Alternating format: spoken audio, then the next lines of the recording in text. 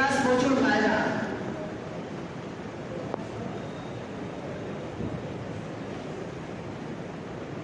সামনে খালি আছে, ওখানে চল, অটোয় দিকে মোটাকাটি বলি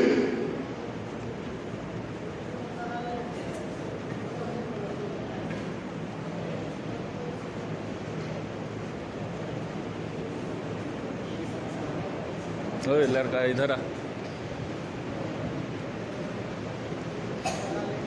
और तो सामने चला है।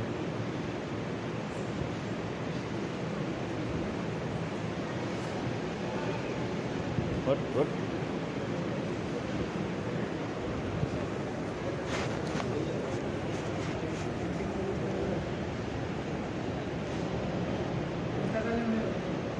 হয়েছে রাহাবার হয়েছে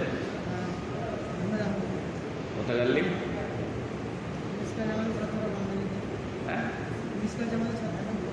এত বড় জামাতে মানে নিজের তরফ থেকে মোতাকাল্লিম করা হচ্ছে না, স্বইচ্ছায় হয়তো হয়েছে, ওটাই যাও। আমির ওই তো একজন হাত তুলেছে, ওটাও খড়া হও।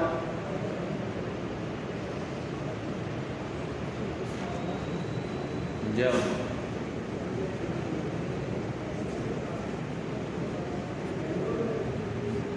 দু চারজন যাও, বড় ছেলে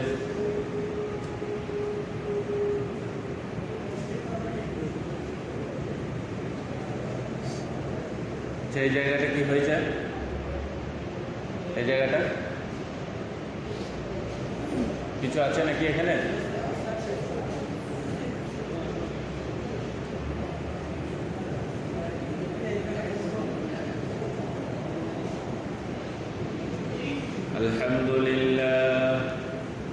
আলহামদুলিল্লাহ নাহমাদুহু ওয়া নাস্তাঈনুহু ওয়া নাস্তাগফিরুহু ওয়া নু'মিনু বিহি ওয়া নাতাওয়াক্কালু আলাইহি ওয়া না'উযু বিল্লাহি মিন শুরুরি আনফুসিনা ওয়া মিন সাইয়্যাতি আ'মালিনা মান ইয়াহদিহিল্লাহু ফালা মুদিল্লা লাহু ওয়া মান ইউদ্লিলহু ফালা হাদিয়া লাহু ওয়া নাশহাদু আন লা ইলাহা ইল্লাল্লাহু ওয়াহদাহু লা শারীকা লাহু ওয়া নাশহাদু আন্না সাইয়্যিদানা ওয়া মাওলানা মুহাম্মাদান আবদুহু ওয়া রাসূলুহু সাল্লাল্লাহু আলাইহি ওয়া আলা আলিহি ওয়া আসহাবিহি ওয়া বারাকা ওয়া সাল্লামা তাসলিমান কাসীরা আম্মা বা'দু ফাকাদ ক্বালা আল্লাহু তাবারাকা ওয়া তাআলা ফি কালামিহিল মাজিদ ওয়া ফিল ফুরকানিল হামিদ ফাউযু বিল্লাহি মিনাশ শাইতানির রাজীম বিসমিল্লাহির রাহমানির রহিম ওয়া ইযা হুয়িতুম বিতাহিয়্যাতিন ফাহাইয়ু বিআহসানা মিনহা আও রুদ্দুহা সাদাকাল্লাহুল আযীম وعن علي رضي الله تعالى عنه أنه قال قال رسول الله صلى الله عليه وسلم للمسلم على المسلم ست بالمعروف سلم عليه إذا لقيه ويجيبه إذا دعاه ويشمته إذا عطس ويعوده إذا مرض ويتبع جنازته إذا مات ويحب له ما يحب لنفسه رواه الترمذي أو كما قال عليه الصلاة والتسليم সমস্ত প্রশংসা মহান আল্লাহ তাবারক ওয়া তাআলার জন্য, যিনি আমাদেরকে বড় ভালোবেসে পৃথিবীর বিভিন্ন স্থান থেকে ছাঁটাই বাছাই করিয়ে নিয়ে আমাদেরকে দিন শিক্ষা করা এবং শিক্ষা দেওয়ার জন্য সুযোগ করে দিয়েছেন। এবং তার সাথে সাথে আজকে বুধবার গাস্তের দিনে আসরের নামাজের পরে কিছু কথা বলা এবং শ্রবণ করার তৌফিক দিয়েছেন। সেই জন্য সকলেই একবার অন্তরের অন্তরস্থল থেকে বলি আলহামদুলিল্লাহ। তারপর শতকোটি দরিদ বর্ষিত হোক আকায়ে নামঝার তাজদারে মদিনা আহমদে মুস্তফা মোহাম্মদে মুজতবা জনাব মোহাম্মদ রাসূলুল্লাহ সাল্লাল্লাহু আলাইহি ওয়াসাল্লামের উপর। আমরা সকলে বলি আল্লাহুম্মা আমিন। হাদিসের মধ্যে রাসূলুল্লাহ সাল্লাল্লাহু আলাইহি ওয়াসাল্লাম বলেছেন যে একজন মুসলমানের অপর মুসলমানের উপর 6টি হক আছে। মুসলমান হওয়ার দরুন, যেহেতু সে মুসলমান, যেহেতু সে একজন ঈমানওয়ালা, সেই জন্য অপরের উপর তার 6টি হক আছে। হযরতে আলী রাদিয়াল্লাহু তাআলা আনহু বর্ণনা করছেন, وعن علي رضي الله تعالى عنه أنه قال قال رسول الله صلى الله عليه وسلم للمسلم على المسلم 6 بالمعروف سلم عليه إذا لقيه।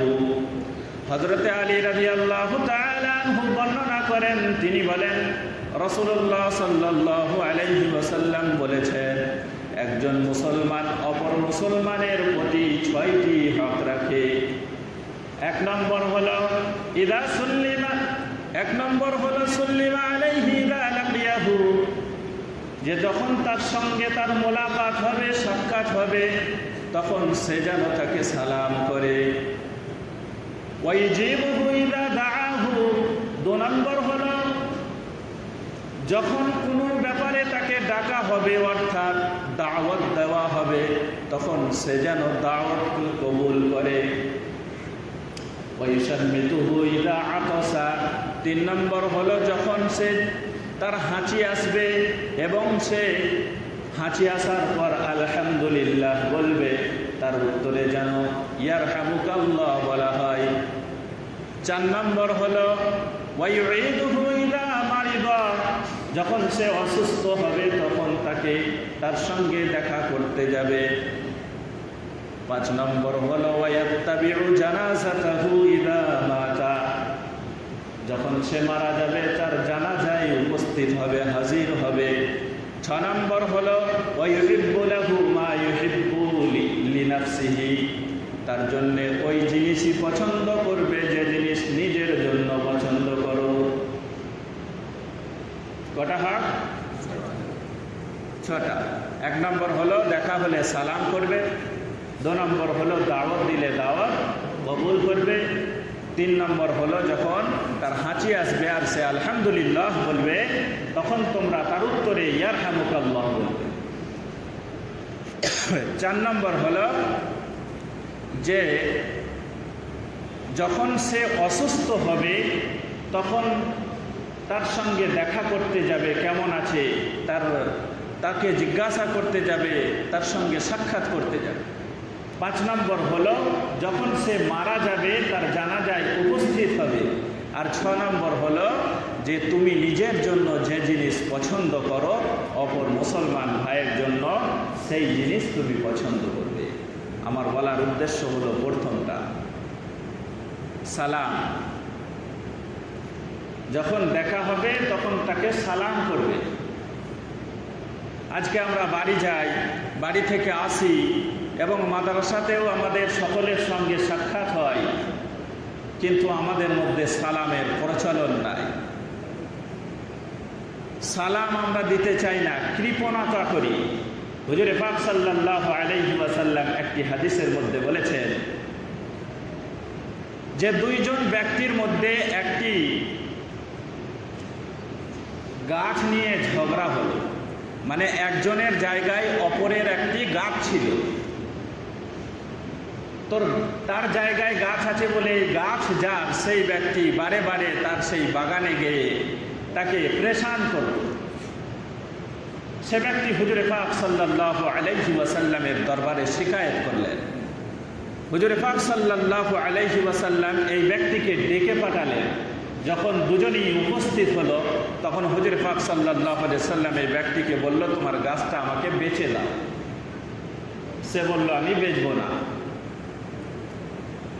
হুজুরে পাক সাল্লাল্লাহু আলাইহি ওয়াসাল্লাম বললেন, যদি না বেচতে চাও তাহলে হাদিয়া করে দাও, বেচতে যদি লজ্জা লাগে তাহলে হাদিয়া করে দাও। সে বলল, আমি হাদিয়াও করব না। হুজুরে পাক সাল্লাল্লাহু আলাইহি ওয়াসাল্লাম বললেন যে যদি হাদিয়া না করো তাহলে তোমার গাছটা আমাকে জান্নাতে একটি গাছের পরিবর্তে বেচে দাও। সে বলল, আমি সেটাও করব না। তখন বিশ্বনবী সাল্লাল্লাহু আলাইহি ওয়াসাল্লাম বললেন, আমি আজ পর্যন্ত তোমার মতো কৃপণ ব্যক্তি কাউকে দেখি নাই, কিন্তু ওই ব্যক্তি যে ব্যক্তি সালাম করতে কৃপণতা করে, অর্থাৎ তোমার থেকে কৃপণ আর বখিল ব্যক্তি কেউ নাই, কিন্তু যে সালাম দেয় না সে তোমার থেকেও কৃপণ, তোমার থেকেও বখিল। তো আমরা সব কি বখিল, কৃপণ, আমরা সালাম দিতে চাই না। এই সালামের বহু ফজিলত আছে।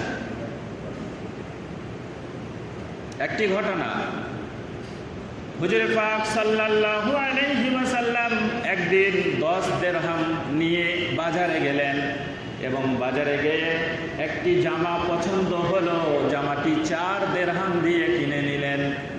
তাহলে হুজুর সাল্লাল্লাহু আলাইহি সাল্লামের কাছে আর কত দিরহাম থাকলো? জামাটি যেই কিনেছেন একজন সাহাবী বললেন, ইয়া রাসূলুল্লাহ, ইয়া হাবিবাল্লাহ, এত সুন্দর জামা আমি কখনো দেখিনি, আমার জামাটা খুব পছন্দ, অতএব যদি আমাকে হাদিয়া করতেন। বিশ্বনবী সাল্লাল্লাহু আলাইহি ওয়াসাল্লামের দরবার থেকে কেউ কোনোদিন খালি হাতে ফিরেছে? কখনোই ফেরে নাই। বিশ্বনবী সাল্লাল্লাহু আলাইহি ওয়াসাল্লাম জামাটি তাকে হাদিয়া করে দিলেন। কাছে কত দিরহাম আছে? 6 দিরহাম। আবার 4 দিরহাম দিয়ে আবার একটি জামা কিনলেন, বাকি থাকলো 2 দিরহাম। কত দিরহাম? 2 দিরহাম। জামাটা যখন কিনা হয়ে গেছে এমতো অবস্থায় দেখছে একজন দাসী খুব কাঁদছে। বিশ্বনবী সাল্লাল্লাহু আলাইহি ওয়াসাল্লাম বললেন, তুমি কাঁদছো কেন? সে তখন বলল, আমার আকা, আমার মালিক 2 দিরহাম দিয়ে আমাকে বাজারে পাঠিয়েছিলেন, সেই 2 দিরহাম আমার কাছ থেকে বাজারে এসে হারিয়ে যায়। সেই 2 দিরহাম আমি অনেকক্ষণ ধরে খুঁজছি, খুঁজে না পাওয়ার দরুন আমি কাঁদছি, কারণ আমি যখন সেই 2 দিরহাম আমার মালিককে গিয়ে না দিতে পারবো, আমার মালিক আমাকে বকাঝকা করবে, মারপিট করবে। বিশ্বনবী সাল্লাল্লাহু আলাইহি ওয়াসাল্লাম বাকি 2 দিরহাম তাকে দিয়ে দিলেন। বলি সুবহানাল্লাহ। 2 দিরহাম যখনই দিয়ে দিল, তারপরেও কিন্তু সেই দাসীটি আরো কাঁদতে লাগল। বিশ্বনবী সাল্লাল্লাহু আলাইহি ওয়াসাল্লাম বললেন, তুমি আবার কেন কাঁদো? সে দাসীটি তখন বলল যে আমার যে পয়সা দিরহাম খুঁজতে গিয়ে যে দেরি হয়ে গেছে, এই দেরি করে বাড়ি যাওয়ার দরুন আমার মালিক আমাকে আরও বকাঝকা করবে, মারপিট করবে। বিশ্বনবী সাল্লাল্লাহু আলাইহি ওয়াসাল্লাম বললেন, আমাকে তোমার সঙ্গে নিয়ে যাও, আমি তোমার মালিককে বোঝানোর চেষ্টা করব। সেই দাসী তখন বিশ্বনবী সাল্লাল্লাহু আলাইহি ওয়াসাল্লামকে সঙ্গে নিয়ে নিজের মালিকের বাড়ি নিয়ে গেলেন। বাড়ির দরজায় গিয়ে হুজুর পাক সাল্লাল্লাহু আলাইহি ওয়াসাল্লাম বললেন, আসসালামু আলাইকুম, আসসালামু আলাইকুম, আসসালামু আলাইকুম। 2 বার সালাম যখন দেওয়া হয়ে গেল কোনো উত্তর আসে না। 3য় বার যখন সালাম দিলেন তখন উত্তর আসছে ওয়া আলাইকুমুস সালাম ওয়া রাহমাতুল্লাহি ওয়া বারাকাতুহু। দরজা খুলে দিলেন। বিশ্বনবী সাল্লাল্লাহু আলাইহি ওয়াসাল্লাম বললেন, আমি 1 বার 2 বার 3 বার তোমাকে সালাম দিলাম, প্রথম 2 বার তুমি কেন জবাব দিলে না? তুমি কি শুনতে পাও নাই? সাহাবা বলেন, ইয়া রাসূলুল্লাহ, ইয়া হাবিবাল্লাহ, আমি সালাম শুনতে পেয়েছি, এই কারণে আমি জবাব দিচ্ছিলাম না যে সালাম একটি দোয়া। আর বিশ্বনবী সাল্লাল্লাহু আলাইহি ওয়াসাল্লাম আমাকে দোয়া দিচ্ছেন। আমি যদি প্রথমবারই সালামের জবাব দিয়ে দিতাম তাহলে দ্বিতীয় এবং তৃতীয়বার আপনি সালাম করতেন না। অতএব আমি দোয়া বেশি কামানোর জন্য, দোয়া বেশি হাসিল করার জন্য প্রথম দুবার আমি সালামের উত্তর দিই নাই। সুবহানাল্লাহ। তাহলে সালামের কত গুরুত্ব। যদি কেউ সালাম দেয় তাহলে হাদিসের মধ্যে এসছে যে তার 4 ধরনের উপকার হবে, 4টি উপকার সে পাবে। 1 নম্বর, যে সালাম দেবে এবং যারা উত্তর দেবে তাদের উভয়ের উপর আল্লাহ তাবারক ওয়া তাআলা রহমত বর্ষণ করবেন। ওয়ান আনাস রাদিয়াল্লাহু তাআলা আনহু আন্নাহু ক্বাল ইযা দাখালতা আলা আহলি বাইতিকা ফাসাল্লিম ইয়াকুন লাকা বারাকাতুন ওয়া আলা আহলিকা আও কামা ক্বালা আলাইহিস সালাতু ওয়াত তাসলিম। হযরত আনাস রাদিয়াল্লাহু তাআলা আনহু বর্ণনা করেন যে বিশ্বনবী সাল্লাল্লাহু আলাইহি ওয়াসাল্লাম আমাকে বলেছেন, হে আনাস, যখন তুমি তোমার ঘরে প্রবেশ করবে তখন তুমি তোমার ঘরওয়ালাদেরকে সালাম করবে, কারণ এই সালাম দিলে তোমার ঘরওয়ালার প্রতি রহমত আল্লাহ তাবারক ওয়া তাআলা বর্ষণ করবেন। দ্বিতীয় নাম্বার উপকার হলো যে সালাম যদি কেউ বিনিময় করে তাহলে আল্লাহ তাবারক ওয়া তাআলা তার হিফাজতের গ্যারান্টি নিয়ে নেয়, তার জিম্মেদারি নিয়ে নেয়। আবু দাউদ শরীফে বর্ণনায় আছে, হুজুর পাক সাল্লাল্লাহু আলাইহি ওয়াসাল্লাম বলেছেন, যদি কোনো ব্যক্তি সালাম করে এবং যখনই সে ঘরে প্রবেশ করে সালাম দিয়ে প্রবেশ করে তাহলে আল্লাহ তাবারক ওয়া তাআলা তার হিফাজতের দায়িত্ব নিয়ে নেয়। 3 নম্বর উপকার হলো যারা নিজেদের মধ্যে সালাম বিনিময় করবে তাদের নিজেদের মধ্যে মহাব্বত পয়দা হবে, মহাব্বত বাড়বে, ভালোবাসা সৃষ্টি হবে। 4 নম্বর হলো সালাম যারা নিজেদের মধ্যে বিনিময় করবে তারা একে অপরকে দোয়া দেয়। কি দেয়? যে সালাম মানে কি? দোয়া। তো আমরা সকলে সালাম দেবো তো ইনশাআল্লাহ। হাদিসের মধ্যে হুজুর পাক সাল্লাল্লাহু আলাইহি ওয়াসাল্লাম বলেছেন, ওয়া আবি হুরায়রা রাদিয়াল্লাহু তাআলা আনহু আনিন নবী সাল্লাল্লাহু আলাইহি ওয়াসাল্লাম قال لا تدخلون الجنة حتى تؤمنوا ولا تؤمنوا حتى تحابوا ألا أدلكم على شيء إذا فعلتموه تحاببتم أفشوا السلام بينكم أو كما قال عليه الصلاة والتسليم। হযরত আবু হুরায়রা রাদিয়াল্লাহু তাআলা আনহু বর্ণনা করছেন, বিশ্বনবী সাল্লাল্লাহু আলাইহি ওয়াসাল্লাম বলেছেন, তোমরা কখনোই জান্নাতে প্রবেশ করতে পারবে না যতক্ষণ পর্যন্ত তোমরা কামিল ঈমানওয়ালা না হবে। ওয়ালা তুমিনু হাত্তা তাহাব্বু, আর ততক্ষণ পর্যন্ত তোমরা কামিল ঈমানওয়ালা হতে পারবে না যতক্ষণ পর্যন্ত তোমরা নিজেদের মধ্যে ভালোবাসা সৃষ্টি না করবে। আলা আদুল্লুকুম আলা শাইইন, আমি কি তোমাদেরকে এমন একটি কাজ, এমন একটি কথা বলে দেব না, ইযা ফাআলতুমুহু তাহাবাবতুম, যখন তোমরা সেই কাজটি করবে তোমাদের নিজেদের মধ্যে ভালোবাসা সৃষ্টি হবে। আফসুস সালাম বাইনাকুম, তোমরা নিজেদের মধ্যে সালামের প্রচলন ঘটাও। তাহলে হাদিস দ্বারা আমরা কি বুঝতে পারলাম? যে আমরা যদি নিজেদের মধ্যে ভালোবাসা সৃষ্টি করতে চাই, একে অপরকে আমরা মহাব্বত যদি করতে চাই, তাহলে আমাদেরকে কি করতে হবে?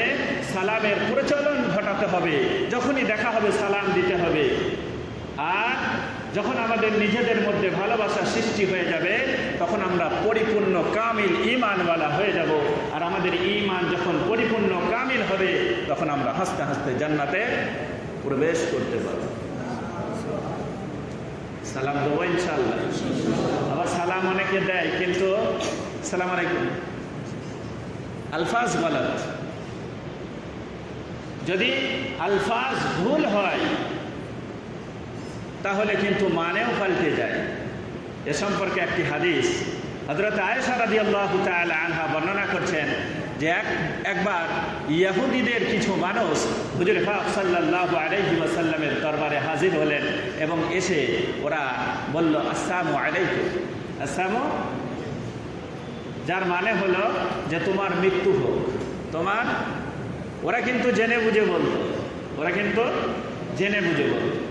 হুজুর পাক সাল্লাল্লাহু আলাইহি সাল্লাম উত্তর দিলেন, ওয়া আলাইকুম, তুম পারবি, মানে তোমাদের উপরেও হোক। আয়েশা রাদিয়াল্লাহু তাআলা আনহা বলছেন, আমি তো খুব রেগে গেলাম।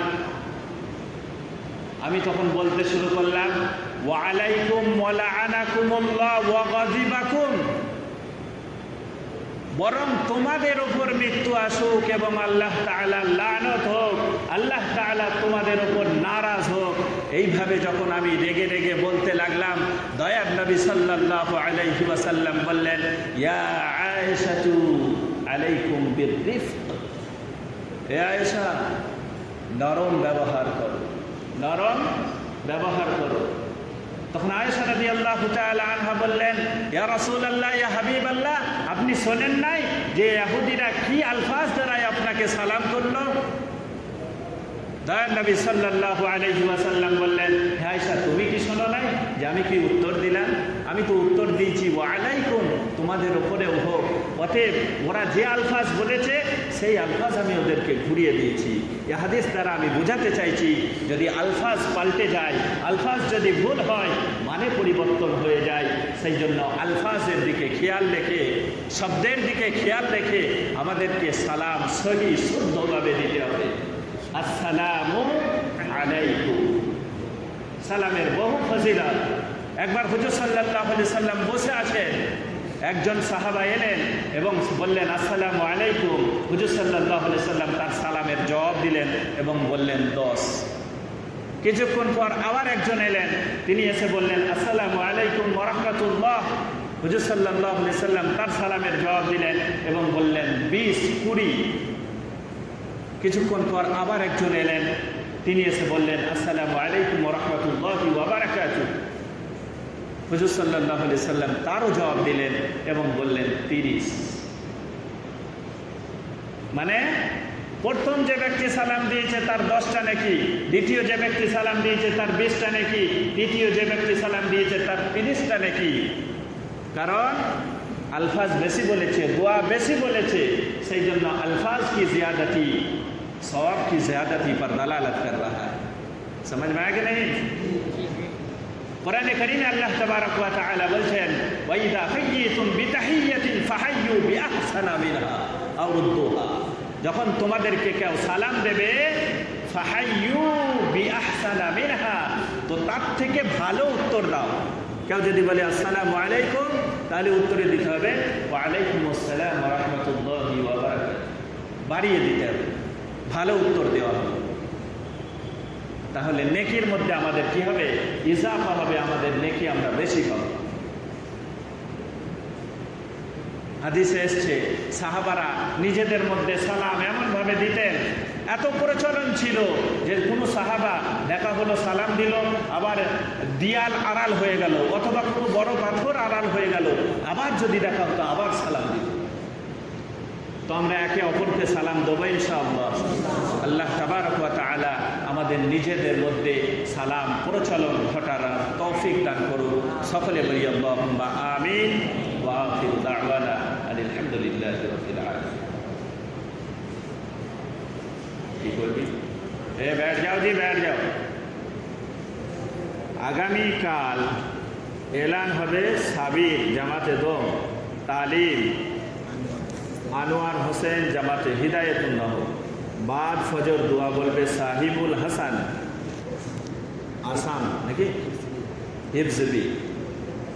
সুবহানাল্লাহি ওয়া বিহামদিহি সুবহানাকাল্লাহুম্মা ওয়া বিহামদিকা ওয়া নাশহাদু আন লা ইলাহা ইল্লা আনতা ওয়া নাস্তাগফিরুকা ওয়া নাতুবু ইলাইক।